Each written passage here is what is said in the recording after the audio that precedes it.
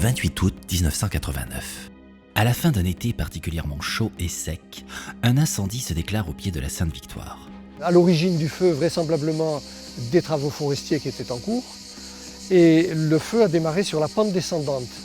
Le Mistral souffle très fort, des rafales à 140 km/h.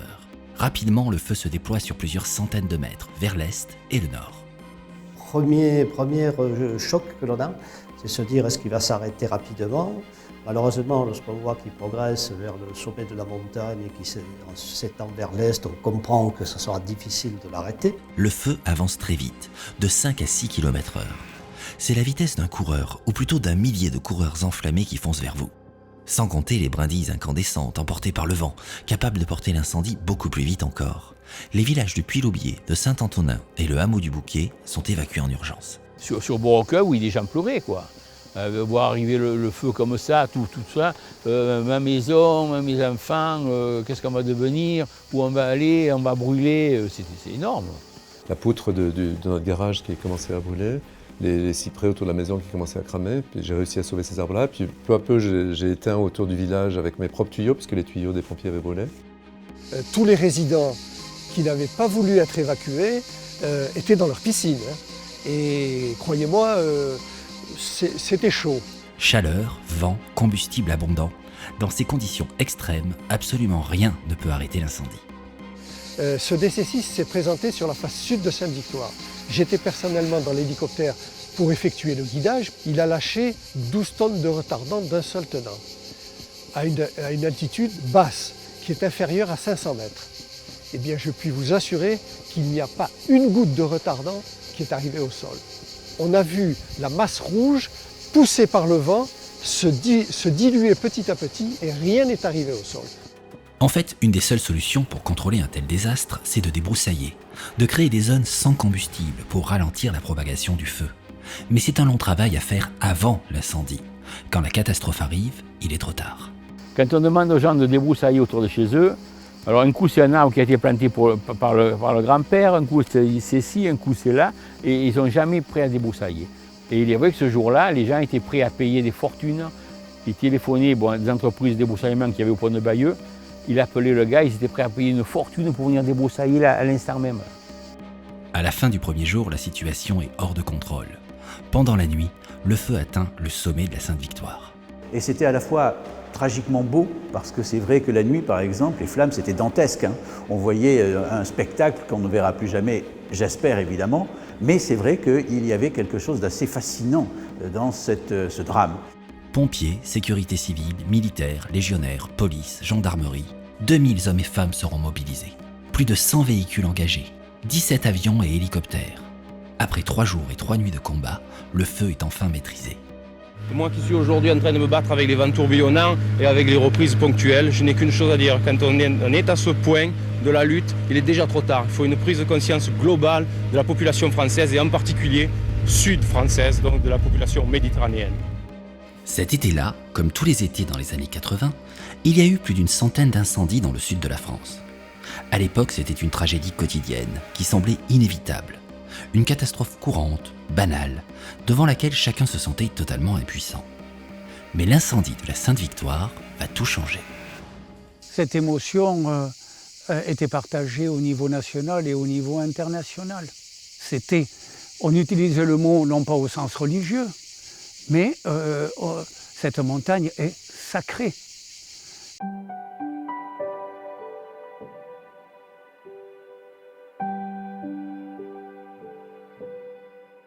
Pour comprendre cette histoire, il faut aller faire un petit tour au musée. Vous y découvrirez par exemple que pendant longtemps, les artistes ne se sont pas intéressés au paysage. Le paysage, au XVIIe siècle, au XVIIIe siècle, est considéré comme un genre mineur. Le portrait, le tableau d'histoire sont bien plus importants. Et puis avec le XIXe siècle, avec la peinture bourgeoise aussi, et puis avec l'avènement de l'impressionnisme évidemment, le paysage va s'imposer comme le thème majeur dans la peinture. On pourrait s'étonner que le paysage commence à intéresser les peintres à l'époque de la révolution industrielle, quand les paysans quittent leurs terres pour se perdre dans les grandes villes, quand le progrès commence à détruire la nature. Mais c'est souvent comme ça. Il suffit de commencer à perdre quelque chose pour comprendre son importance. Et donc le premier vraiment à peindre Sainte-Victoire, il s'appelle Jean-Antoine Constantin. C'est un artiste qui est à cheval sur le XVIIIe et sur le XIXe siècle. On l'appelle le père du paysage provençal, c'est pas pour rien. Et c'est lui le premier qui va véritablement introduire en peinture le thème de la montagne. C'est une montagne encore mal définie, indistincte, un peu bleutée. Il faut que l'homme, le peintre, puisse développer une connaissance de cette montagne, se l'approprier. Paul Cézanne, lui, est un artiste atypique, à la fois moderne et attaché aux traditions. Un temps à Paris, il sera associé aux impressionnistes, mais il va s'en détacher, retourner à Aix, sa ville natale, et commencer à peindre des Saintes Victoires. Et c'est vrai que Cézanne, à sa manière, mais en transcendant totalement le paysage, va s'inscrire, au moins dans ses débuts, dans une forme de tradition du paysage provençal. Et dans cette tradition du paysage provençal, il y avait le thème de la montagne Sainte-Victoire déjà, mais il le transforme, le transfigure totalement. Il va peindre ce motif toute sa vie, comme une obsession. À chacune de ses toiles, son style va évoluer, se détacher des codes de son époque pour devenir de plus en plus original. Et s'il ne vendra pratiquement aucune toile de son vivant, son œuvre a une place unique dans l'histoire de l'art. Ce sont surtout des jeunes artistes, de jeunes admirateurs qui ne sont pas de la génération de Cézanne et qui vont se mettre à comprendre sa peinture.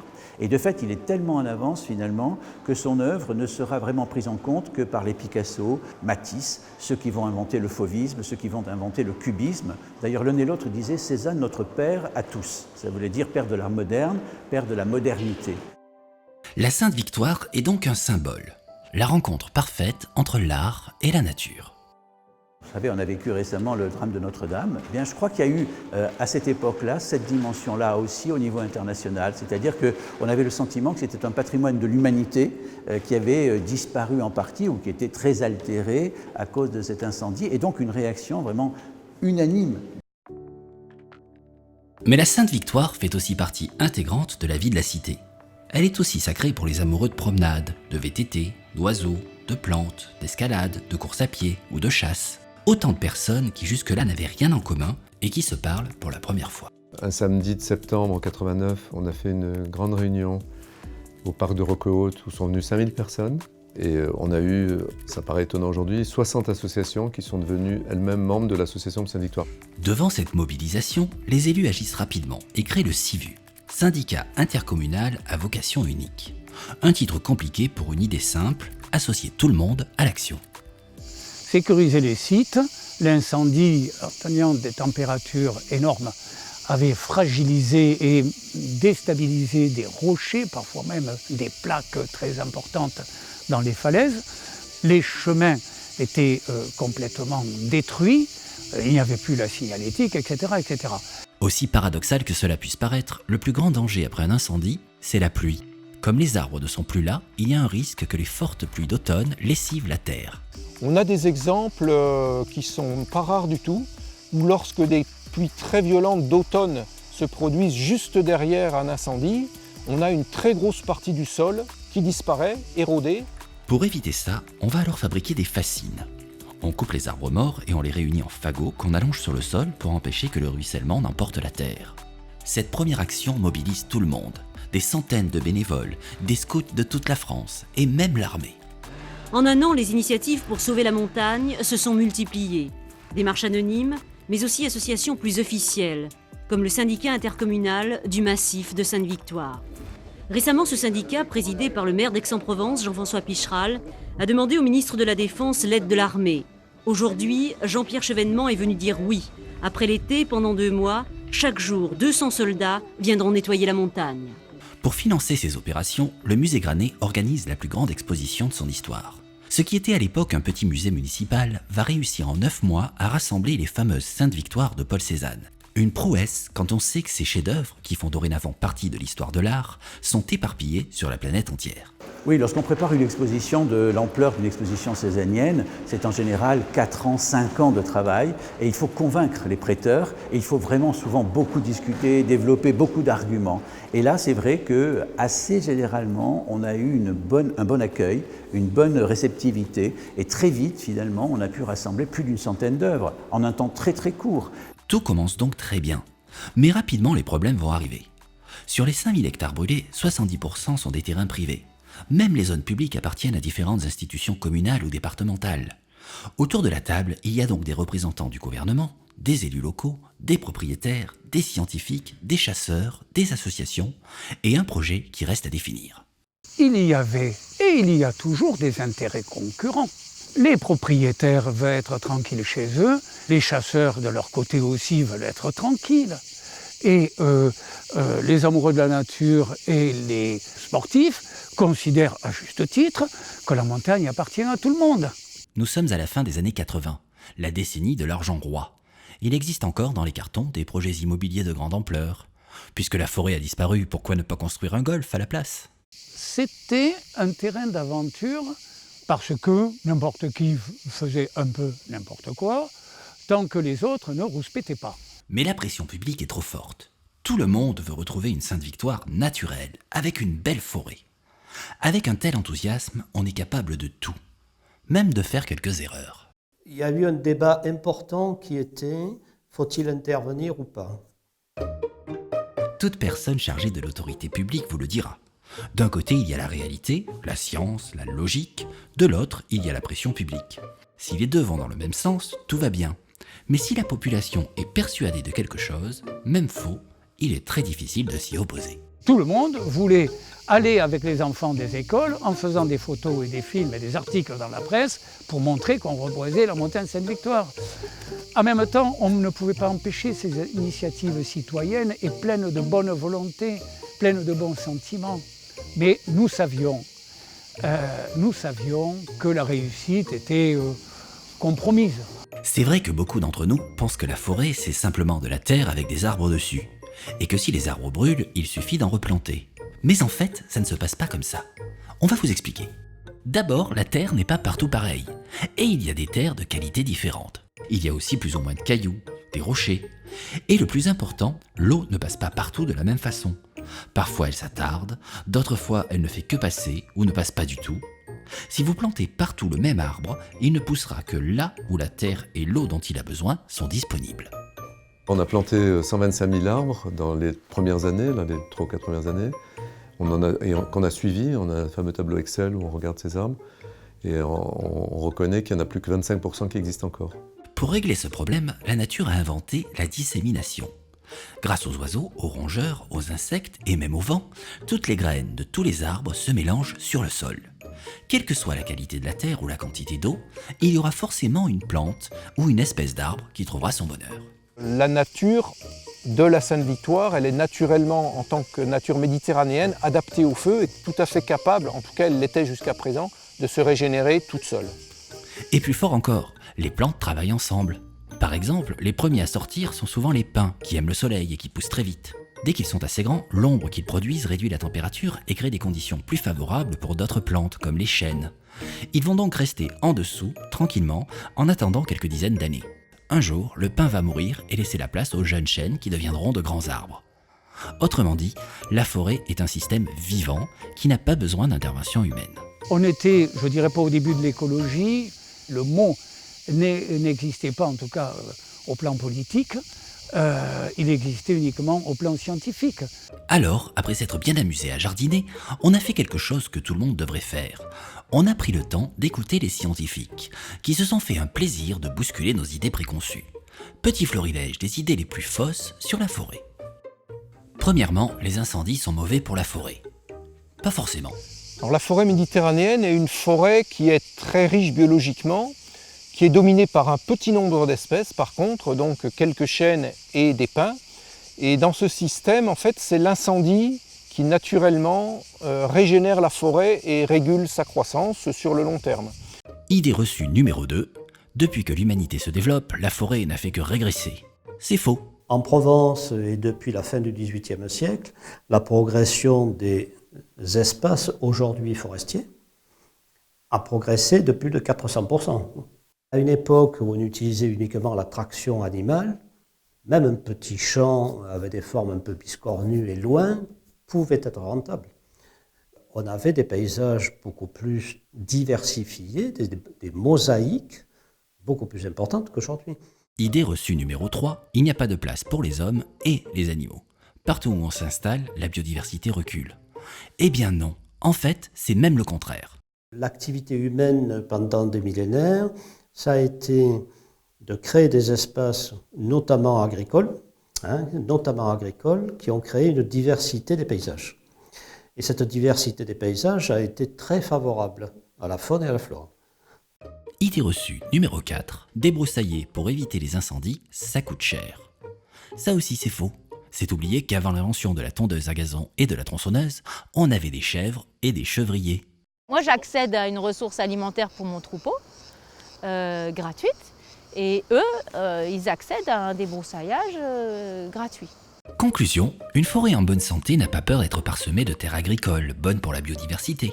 Elle n'a pas peur de brûler si l'incendie ne passe pas trop souvent et ne s'étend pas trop. Et elle n'a pas peur de partager son espace sauvage avec des élevages de moutons et de chèvres qui participent naturellement et gratuitement au débroussaillage.